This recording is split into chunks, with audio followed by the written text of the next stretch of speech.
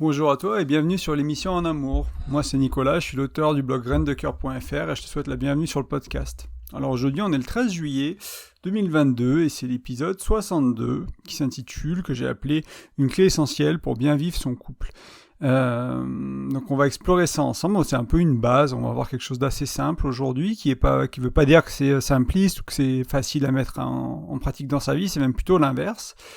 Et avant de commencer, je vais essayer de faire un podcast un peu plus court, comme c'est l'été, t'as peut-être autre chose à faire que d'écouter 45 minutes de podcast, j'espère que tu profites bien de ton été, j'espère que ça va, que les vacances pointent le bout de leur nez ou sont presque là.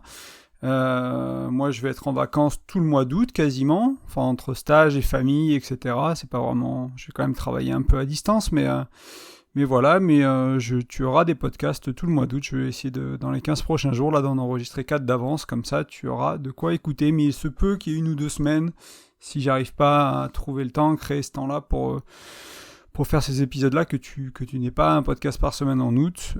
Mais je vais faire de mon mieux, comme ça il y aura du contenu, tout est prêt, il y a juste à l'enregistrer entre guillemets.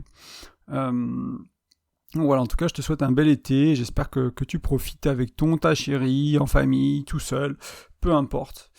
Et on va passer au podcast après cette petite intro été. En fait, ton couple, c'est une sorte de miroir pour savoir où tu en es, qui tu es, comment ça se passe dans ta vie. Presque un miroir qui est parfait dans le sens où il est assez puissant, on va dire, avec les enfants, le travail. Il y en a d'autres dans la vie, les amis, mais donc c'est un des miroirs qui nous fait travailler le plus, et on va explorer ensemble en fait comment mettre ça au service de ton couple, ce miroir-là qui est ta relation, ou éventuellement les autres de ta vie, au-delà du couple bien sûr. Et avant de visiter un peu donc la base que je voulais te présenter aujourd'hui, la clé essentielle pour mieux vivre ton couple, je voulais partager un constat que je trouve assez triste sur les relations de couple, qui est pour moi l'un des grands problèmes en fait des relations de l'amour, d'une manière générale dans le monde actuel, de la manière dont on le fait, et c'est que notre modèle est le romantisme, que ce soit dans la musique, le cinéma, les séries Netflix, les chansons, enfin partout quoi. C'est un exemple d'amour passionnel, fusionnel, et donc un exemple déséquilibré. C'est de l'amour sacrifice, ou dans la dépendance affective.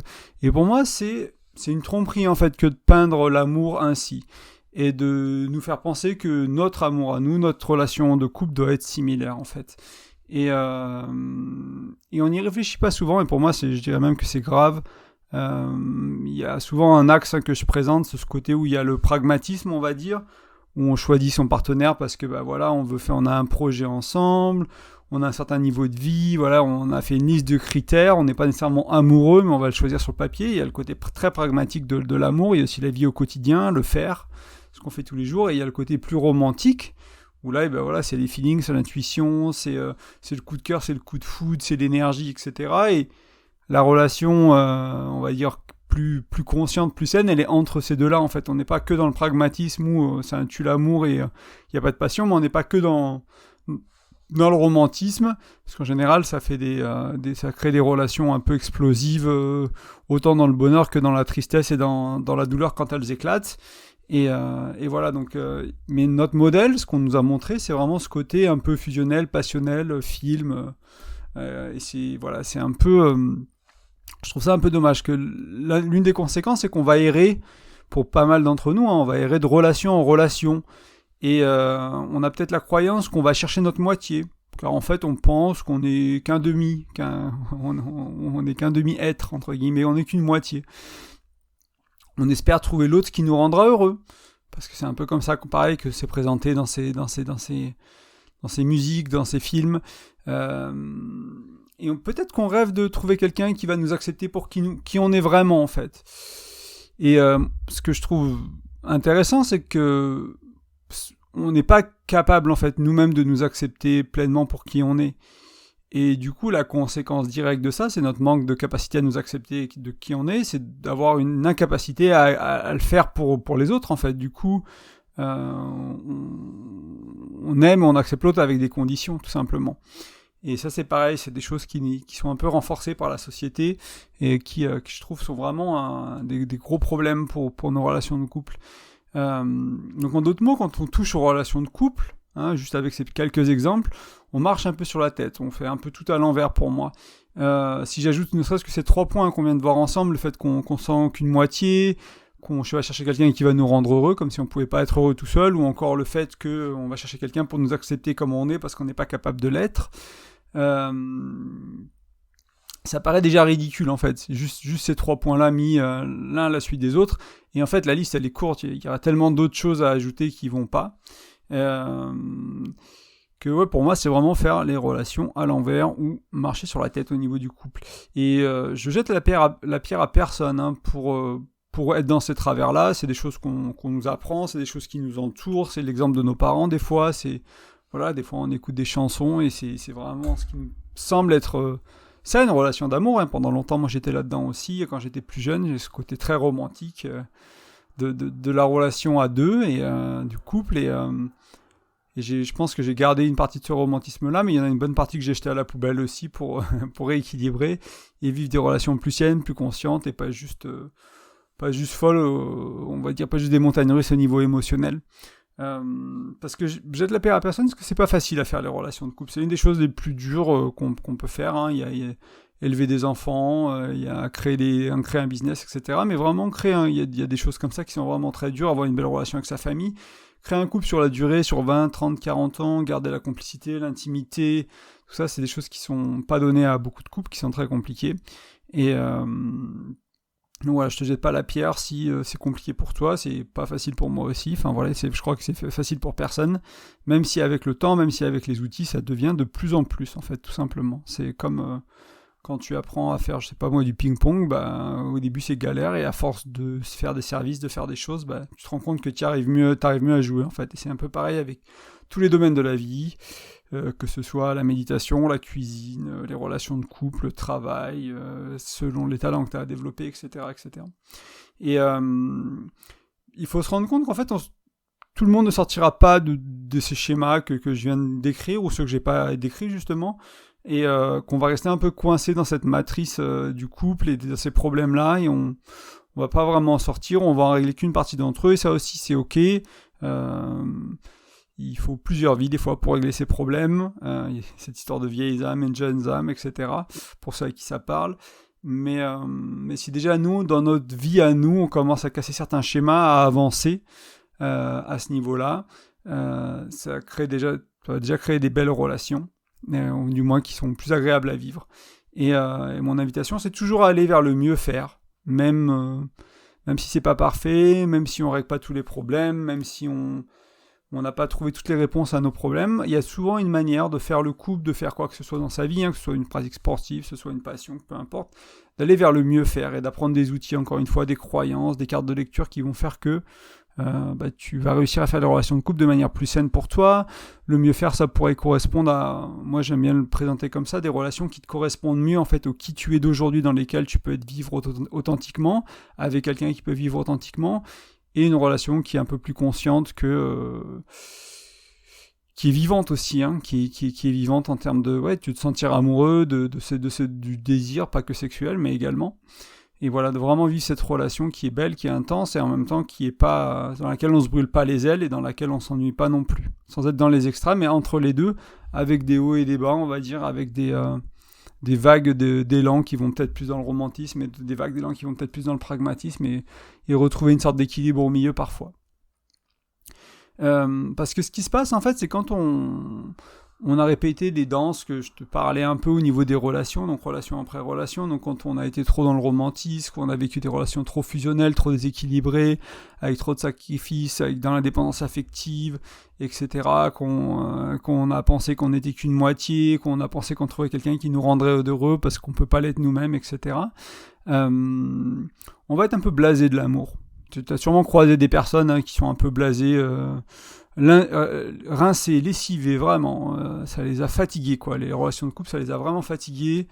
Et il y a un peu deux extrêmes en réaction à ça quand on est là, quoi. C'est un peu ce côté de jeter l'éponge sur les relations de couple en te disant, écoute, j'en ai vécu 5, j'en ai vécu 10, j'en ai vécu 15, quelques longues, quelques courtes, c'est toujours pareil.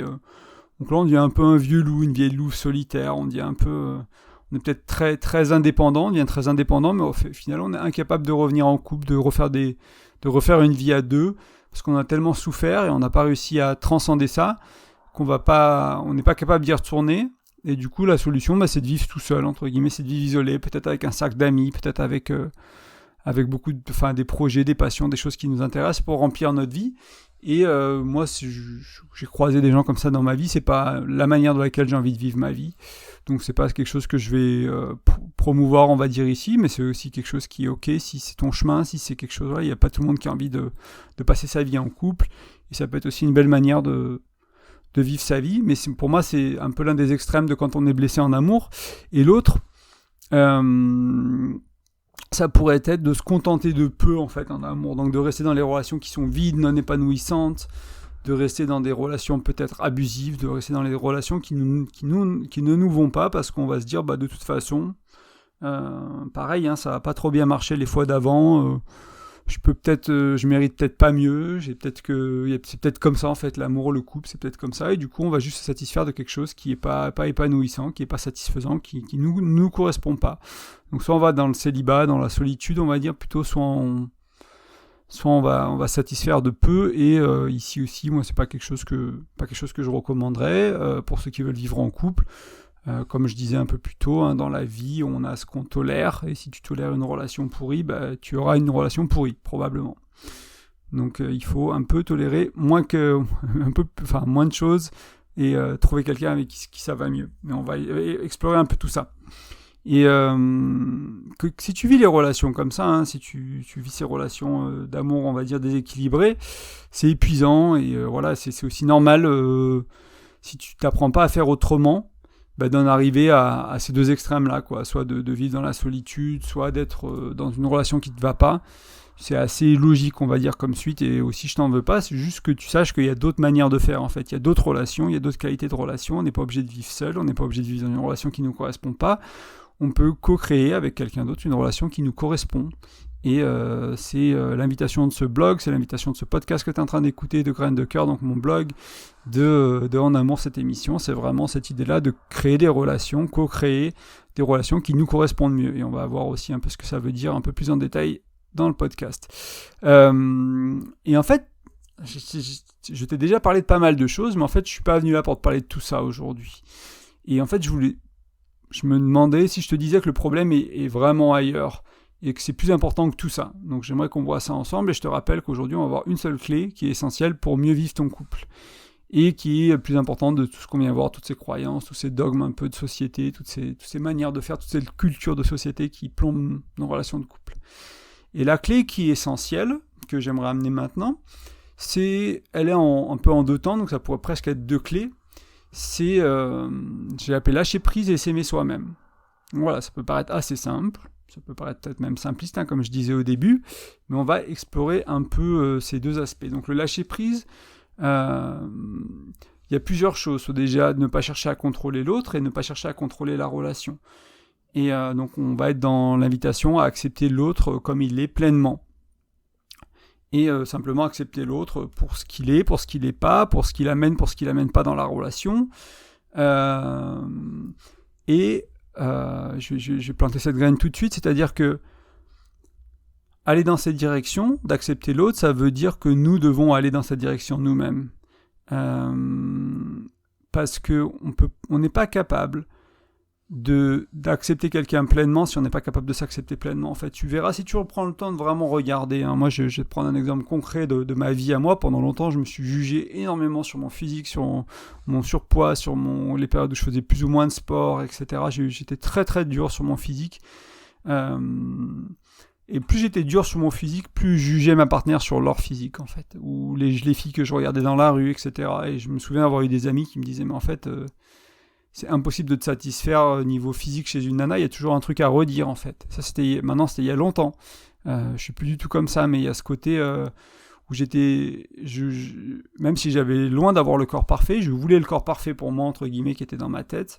Et du coup, dès qu'il y avait une petite imperfection chez quelqu'un, je rejetais cette personne pour cette petite imperfection. Donc t'imagines que c'est difficile d'accepter quelqu'un physiquement si je m'accepte pas physiquement. Et plus j'ai fait ce travail de m'accepter moi, pas chercher à accepter les autres, mais vraiment de m'accepter moi, de me dire, bon bah écoute, voilà, de m'aimer, d'aimer mon corps, d'aimer là où j'en suis, le processus de le changer, etc.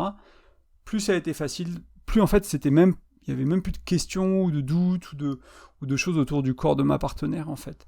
Et ça a disparu en fait, c'était plus là parce que c'était plus là pour moi ou beaucoup moins là pour moi, donc c'était pas transposé sur quelqu'un.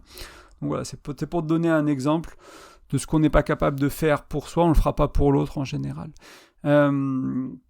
Et ce que je voulais dire aussi à ce stade, c'est que accepter l'autre comme il est, ça veut pas dire tout accepter, tout tolérer. Donc comme je te disais un peu plus tôt, tu as dans la vie ce que tu tolères. Donc si ton partenaire est abusif, ta partenaire est abusive, si tu cherches à l'accepter pleinement, ça ne veut pas dire que tu vas rester dans la relation. Ça ne veut pas dire que ça justifie ce qu'il fait. Ça ne veut pas dire que tu vas rester dans la relation pour espérer le changer. Parfois accepter la réalité, accepter l'autre comme il est, c'est aussi partir de la relation parce que c'est une réalité qui ne nous correspond pas. Mais souvent on reste dans une relation abusive. Pourquoi ? Parce qu'on n'a pas assez d'amour propre, donc c'est la deuxième dimension de la clé. On se dit qu'on mérite pas mieux, etc., etc.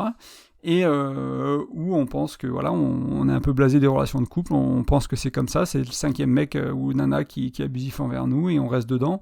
Il y a pas mal de schémas qui peuvent nous amener là, mais comprendre que accepter l'autre pour ce qu'il est, ça ne veut pas dire rester dans la relation. Rester dans la relation, c'est tolérer quelque chose, qui est quelque chose de très différent. Et encore une fois, tu auras ce que tu tolères dans la vie. Donc si tu tolères un travail au SMIC, mal payé, en CDD, que tu cherches pas à développer tes skills, tes talents, tu cherches pas à apprendre des nouvelles choses, tu cherches pas à monter en compétences, tu cherches pas autre chose, etc. Si tu tolères ce job, tu peux peut-être l'avoir pendant 20 ans en fait. Alors qu'il y a des gens, qui restent dans ces jobs-là pendant 20 ans, et il y a des gens qui en sortent. Et t'es pas plus bête que n'importe qui, t'es tout à fait capable de sortir de ce genre de job, tu es aussi tout à fait capable de ne pas tolérer une relation qui ne va pas. Et là, je parle de relations abusives, mais ça peut être aussi des relations tout à fait correctes, qui se passent bien, mais où il n'y a pas de communication, où il n'y a pas de sexualité, où il n'y a pas ci, où il n'y a pas ça. Et s'il n'y a pas quelque chose dans ta relation, et que tu vas pas travailler jusqu'à le transformer à deux, à co-transformation entre guillemets avec ton partenaire, c'est que tu le tolères en fait. Si tu acceptes que cette chose-là n'est pas assez importante pour toi pour chercher à le changer ou pour ton partenaire. Et si tu restes avec la personne, ça peut être un signe que tu l'acceptes comme il ou elle est éventuellement, mais c'est surtout que tu tolères ce pan de la relation, donc la spiritualité, la sexualité, la connexion émotionnelle par exemple, et que tu tolères ça et que tu ne l'auras pas dans ta vie du coup si tu tolères ce manque entre guillemets. Et l'invitation, c'est de ne pas tolérer des choses qui sont importantes pour toi, en fait, tout simplement, de soit transformer ta relation, soit te transformer toi, parce que ça commence par nous, comme toujours. C'est un peu aussi le message de ce podcast, ou simplement aller avec quelqu'un avec qui c'est important pour eux aussi. Donc voilà, c'était un petit mot sur l'acceptation, et ça ne veut pas dire tolérer et accepter, tolérer, c'est deux choses différentes. Donc j'espère que j'ai été clair sur ces points-là. C'est des choses qui sont très importantes, n'hésite pas à me le faire savoir en commentaire s'il y a besoin de clarification ou d'explication. Donc pour aller dans la dimension de l'acceptation, il y a nécessairement ce lien avec la deuxième partie de la clé que je voulais partager aujourd'hui, qui est apprendre à s'aimer soi-même. Donc ça peut être apprendre à s'aimer davantage, plutôt que d'apprendre à s'aimer tout court, parce qu'on s'aime toujours un peu, c'est rare qu'on déteste entièrement qui on est de tout notre être et qu'on n'aime pas. C'est plus là il faut plutôt aller dans la nuance. Voilà, j'aime mon corps, mais j'aime pas trop, j'ai du mal avec mes pensées, j'ai du mal avec telle habitude, j'ai du mal avec telle compulsion, etc. J'ai du mal avec ce bout-là de mon corps, ma main gauche, je l'aime pas, alors que j'aime bien la droite et j'aime la... Enfin, aller dans la nuance, peu importe ce que ça veut dire, c'est pas regarder les choses en noir et blanc et se rendre compte que je peux travailler pour commencer à aimer davantage mon corps. Donc c'est accepter ta part d'ombre, ta part de lumière aussi.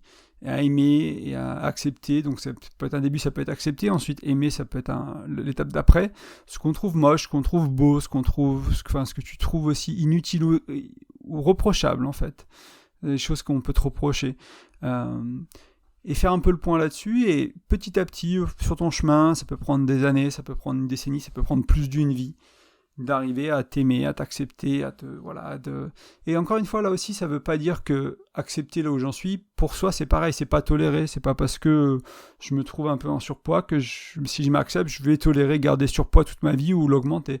Ça pourrait dire j'accepte où j'en suis, je me regarde droit dans les yeux, je me raconte pas d'histoire, je suis honnête radicalement et avec bienveillance envers moi-même, et en même temps, j'ai mon libre arbitre, je vais pouvoir aller changer ça, je vais pouvoir changer ma nutrition, aller à la salle de sport, me renseigner sur comment ça marche les pics d'insuline pour le stockage des graisses, etc., etc. Changer mon éducation autour de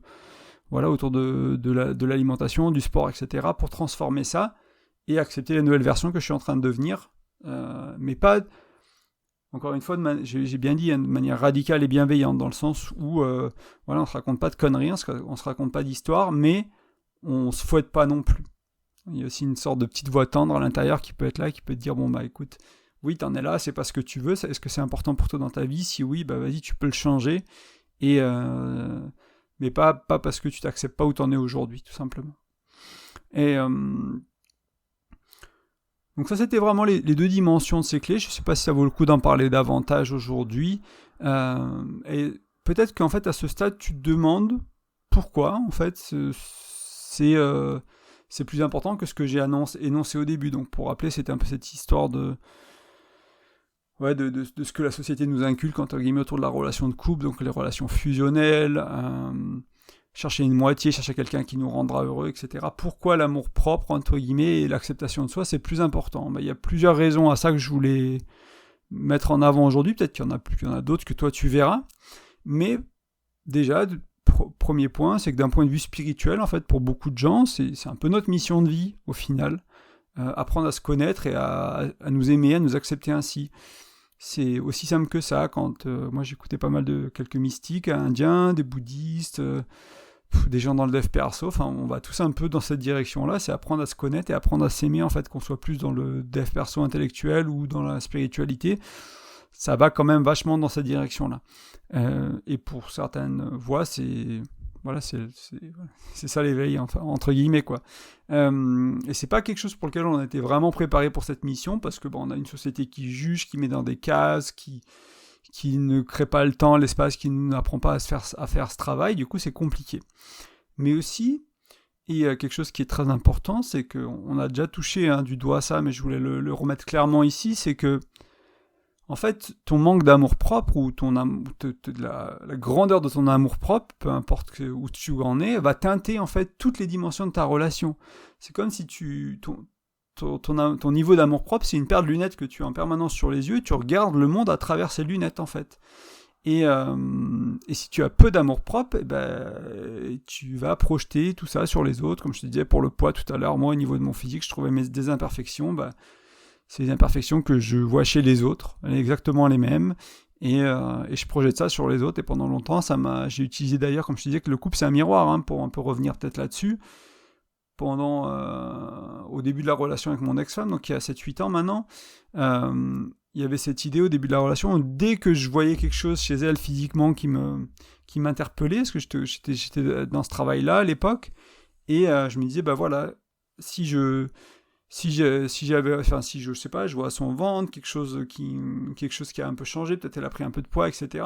Je le ramenais tout de suite à moi en me disant, t'en es où toi avec ton poids, t'en es où sur ton chemin à toi, comment tu te sens dans ton corps, comment tu regardes ton corps quand tu le vois dans la glace, etc. Donc éviter de me concentrer sur elle ou sur quelqu'un que je vois dans la rue, toujours vraiment utiliser cet effet miroir pour revenir à moi et me dire, ok, t'en es où? Ok, est-ce que tu peux t'aimer comme ça? Est-ce que tu comprends que t'es sur un chemin, que t'es pas arrivé aujourd'hui, que de toute façon le poids, le physique, c'est quelque chose qui va changer tout au long d'une vie, on va prendre quelques kilos, on va les perdre, on va vieillir, ça va changer, ça n'aura pas la même forme, ça n'aura pas la même fermeté, etc. C'est des choses qui évoluent en permanence. C'est pas si un jour tu arrives à ton corps de rêve, le problème c'est pas d'arriver à ton corps de rêve un jour, en fait. La difficulté c'est de le maintenir pour le reste de ta vie. C'est ça qui est compliqué. Quand j'ai commencé à perdre du poids, quand je faisais 40 kilos de plus, je croyais que c'était perdre du poids qui était dur. Puis après j'ai perdu les 40 kilos, puis après je me suis dit, maintenant je sais plus, j'avais 30 ans, maintenant, je sais pas combien de temps je vais vivre, mais ça peut être 50 ans, 60 ans, 70 ans de travail pour ne plus retomber dans la prise de poids, dans ce cercle un peu infernal. Donc c'est un peu revenir toujours au physique, mais voilà, je voyais le monde à travers ces lunettes-là, de mon manque d'amour-propre, de mon manque d'acceptation. Donc c'est assez facile j'espère que c'est assez facile à comprendre pour toi, que ça va teinter le monde, la manière dont tu le regardes et la manière dont tu interagis avec. Et pour donner un autre exemple aussi, pour les gens qui ont peu vraiment d'amour propre, d'estime de soi, qui en ont pas, qui en ont peu, ou oui, voilà, moi j'ai croisé beaucoup, j'en ai un peu parlé tout à l'heure aussi, mais ça te parlera plus si je le mets clairement ici, cette idée de tolérer des relations toxiques, malveillantes qui nous vont pas parce qu'on ne mérite pas mieux en fait. Cette croyance que je mérite pas mieux, alors je vais rester là-dedans. Et ça c'est souvent un manque d'amour propre. Et donc c'est quelque chose qui peut, comme je te disais, c'est pas obligé d'en arriver jusqu'à la relation toxique ou à l'abus ou à la violence, mais tu peux aussi simplement rester dans une relation où il n'y a plus de sexualité depuis 5 ans et rien faire à ce niveau-là. Ça ne veut pas dire que la solution c'est partir, ça peut aussi dire que la solution c'est changer la relation, transformer la relation avec ton ou ta chérie. C'est une autre manière, un autre exemple, voilà. Et en fait, je trouve qu'il est prétentieux en fait de penser qu'on peut soi-même se maltraiter, ne pas s'aimer, se juger tout le temps, être dur avec soi-même, et en même temps, qu'on serait capable d'aimer l'autre sans condition. Je pense que c'est prétentieux, moi, de penser ça, et je trouve que c'est même se mettre le doigt dans l'œil jusqu'au coude. Si on s'aime conditionnellement, on aimera les autres conditionnellement. Point. Que ce soit nos enfants, nos chéris, nos parents, nos collègues. Là, je pense que je vais faire un peu noir et blanc pour le poser. Après, il y a de la nuance, il y a des choses qu'on aime, des choses qu'on n'aime pas, etc. Mais tant les parties de nous qu'on continuera de juger, qu'on manquera d'accepter, on va le projeter sur les autres. Et donc, tu peux dire, bah ouais, moi j'aime les autres inconditionnellement, et si tu t'aimes pas, bah, je pense que tu te mens. Il faut peut-être regarder les choses d'un autre angle, peut-être à discuter avec quelqu'un qui te connaît pour essayer de t'aider à prendre de la hauteur et un peu comprendre ce qui se passe et à quel niveau il y a une sorte de dissonance, mais il y a quelque chose qui est pas aligné, quoi. Il y a quelque chose qui va pas. Donc même si je l'ai posé un peu en noir et blanc, maintenant je vais peut-être inviter à mettre un peu de nuance dans le sens où on peut apprendre à aimer de plus en plus quelqu'un, de s'aimer de plus en plus soi aussi, à accepter de plus en plus l'autre, et puis l'étendre aux autres. Si c'est envers toi, que plus tu acceptes, je sais pas moi, ton physique, plus tu vas accepter quelqu'un d'autre au niveau de leur physique. Et au final aussi se dire que rares sont ceux qui vivent un amour inconditionnel envers eux-mêmes, et rares sont ceux qui y arriveront un jour. Donc en attendant, il y a la possibilité de s'aimer davantage, de s'aimer un peu plus, de s'aimer, de travailler sur certains aspects de nous et d'apprendre à accepter qui on est et à s'aimer comme on est, et en se disant il n'y a pas besoin d'être parfait, il n'y a pas besoin d'être absolument dans l'amour inconditionnel de soi pour pouvoir vivre une relation de couple. Bien, c'est pas du tout ça, c'était pas du tout mon propos, c'est pas tant que tu t'aimes pas inconditionnellement, il faut pas aller en couple, c'était pas du tout mon propos. Comme je disais, le couple c'est un beau miroir, donc ça va te permettre de te rendre compte là où tu t'aimes moins, où tu t'aimes pas assez, où tu t'aimes pas, et te dire c'est l'opportunité de me l'approprier, de me dire ok, qu'est-ce que je vais faire, qu'est-ce que je vais en faire, comment je vais transcender ça. Parce que vraiment le dialogue intérieur, la petite voix qu'on a sur l'épaule là qui nous juge, etc., d'une manière ou d'une autre, elle sera projetée vers l'extérieur, toujours. Qu'on soit conscient ou pas, c'est quelque chose à accepter, et c'est aussi, encore une fois, peut-être pour boucler la boucle à ce niveau-là, qu'il y a beaucoup de chemins spirituels qui nous ramènent vers l'intérieur, vers l'amour propre, vers la connaissance de soi. Donc mon invitation aussi, et au final, pour un peu, c'est pas encore la conclusion, mais un peu résumer tout ça, et donc d'aller vers soi et d'apprendre à s'aimer, se être soi-même ou se être soi, comme je l'ai noté.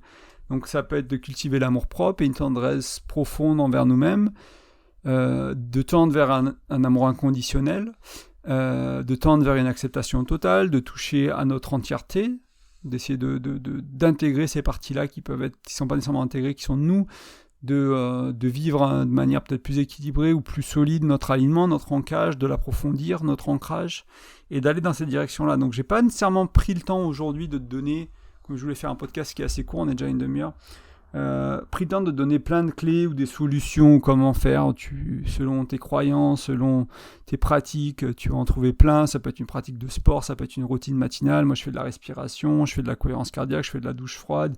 Il y en a pour qui ce sera écrire sur un journal, il y en a pour qui je fais du yoga aussi.